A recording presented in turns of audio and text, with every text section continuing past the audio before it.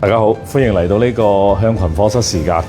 今日咧同大家分享一個家常菜——指天椒豬肉百合炒青瓜。嗱，首先係市場咧，我哋去買青瓜咧，點先為之好咧？我今日專登買咗兩條唔同嘅青瓜，同大家去對比下。嗱，可以睇我手上，我呢隻手嘅青瓜，你哋可以見到係好多一個針紋嘅，同埋呢個坑紋，一粒粒嘅紋可以見得到嘅。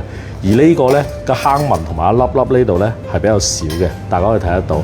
我教大家一招，坑紋越重，粒釘越多，青瓜越爽脆。所以我哋買青瓜咧，一定要買呢一種嘅青瓜，呢一種咧就冇咁爽脆嘅。好啦，我哋而家先開始切咗個青瓜先，因為坑紋咧比較戒口食落去，所以我哋輕輕地去都要刨一刨佢嘅。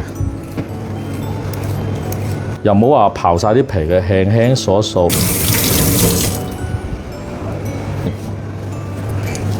青瓜要一開二。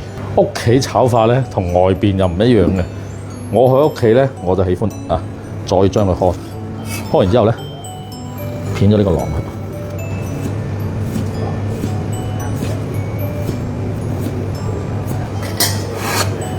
去。好。青瓜切好咗，嗱，跟住我哋炒豬肉咧，其實咩叫鶯歌嘴咧？其實就係肉頭咧，你可以睇得到咧，佢嘅紋咧，佢係真係雪花紋，而且佢嘅肉咧會爽彈好多，佢唔會全瘦，又唔會全肥，每一嚿豬肉就係呢啲肉，佢唔係純瘦肉睇到未啊？所以呢啲肉咪好食咯，係嘛？好貴啊，56蚊一斤，呢度先至係6兩到，都成30蚊啊呢嚿嘢。咁我哋跟住而家切咗佢先。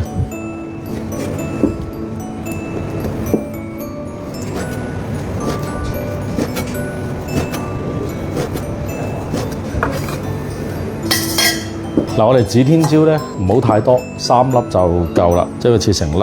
因為點解要加啲指天椒咧？野味好多食落去，所以其實就幾粒嘅啫。葱到蒜頭，拍呢個乾葱頭。咁我哋備料就已經完成啦。下邊開始我哋呢個醃製工作。首先洗晒啲肉片先。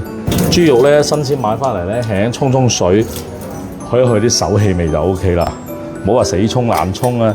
沖到一間啲肉味都冇晒，就瀨晒嘢啦。好啦，醃肉片，少少拍蒜頭，俾少鹽花，俾少糖，生抽都一樣，唔使多，俾2滴落去，揸佢，等佢和味啲，俾唔味。俾少生粉落去，撈勻佢，跟住包味花生油。好啦，咁我哋就開始製作呢個菜啦。好啦，我哋而家開始炒呢個餸。首先先煎咗個肉先。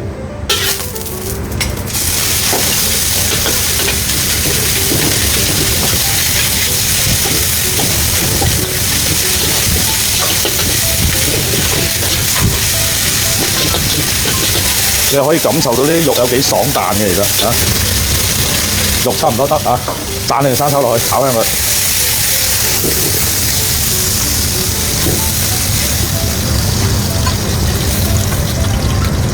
我哋睇得見嘅香味好香嘅鹹香味。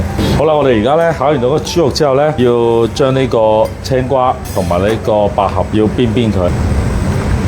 爆青瓜，放青瓜。俾啲鹽落，炒香佢。好，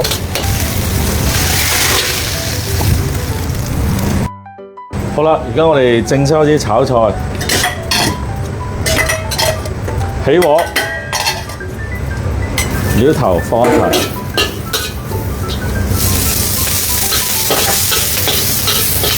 打爆香嘅料頭先。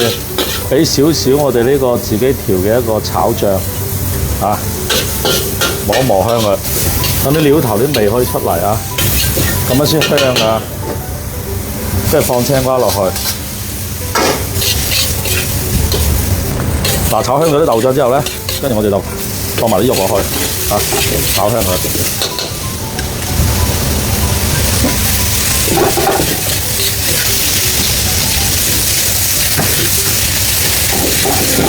記得攤薄佢炒菜啊，散攤。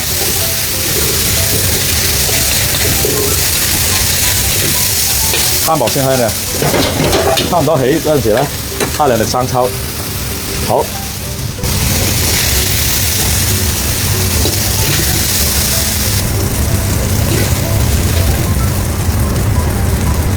好啦，我哋今日呢個菜咧就已經完成咗啦啊！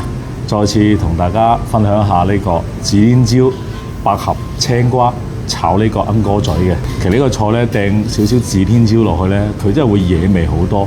青瓜嘅脆爽，豬肉嘅爽彈嚼勁，一個小炒啊，送酒或者係送飯都係一流嘅。有時候咧冇乜胃口嘅時候咧啊，一個好簡單嘅一個小菜咧，我哋希望啊大家會喜歡。你哋仲喜歡啲咩嘢啊？可以同我哋溝通一下。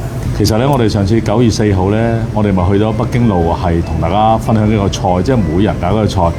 9月22號咧，馬上就到啦。因為咧9月份咧就我哋呢個北京路店嘅呢個2週年嘅店慶，22號我哋會提前大概1個星期左右啦，我哋就會公佈呢個係粉絲名單。我哋向群邀請你過嚟食飯，詳情咧你請睇我哋抖音號啊，去公佈呢個粉絲嘅名單嘅啊。最記得抖音上邊啊，我記憶猶新嘅啊，好似充電器啦啊，特別喜歡祖師爺、欣慰仔啊、小蝦等等啊。因為實在太多啦，唔能夠一一數説啊，都非常之感激啊！好多台前幕後嘅無名英雄，亦都感激所有支持向群嘅朋友。我哋會繼續分享多啲唔同嘅啊，因為飯店呢度分享嘅就係一個屋企菜啊，家庭菜。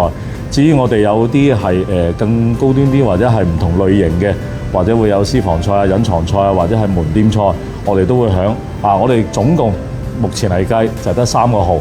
粵向群飯店、粵向群課室、粵向群偉哥，歡迎大家去關注呢3個抖音號。視頻號嘅，我哋有粵向群飯店、粵向群課室啊，歡迎大家微信亦都可以關注我哋嘅視頻號啊，我哋會不停咁分享唔同嘅優惠俾大家。我哋期待我哋下一次9月22號，我哋北京路嘅一個把手聯談啊，希望亦都可以讓所有嘅粉絲嚟到向群，係真係請你哋食飯，希望你食得開心。亦都希望你所有粉絲能夠繼續支持我哋向群，因為呢個活動我哋後續仲會繼續搞落去嘅。再次多謝所有嘅支持向群嘅朋友啊！我哋會繼續努力啊，幫忙初心，努力前行。好似我哋嘅沙年嘅煙火味啊，可以飄向全廣州。多謝大家。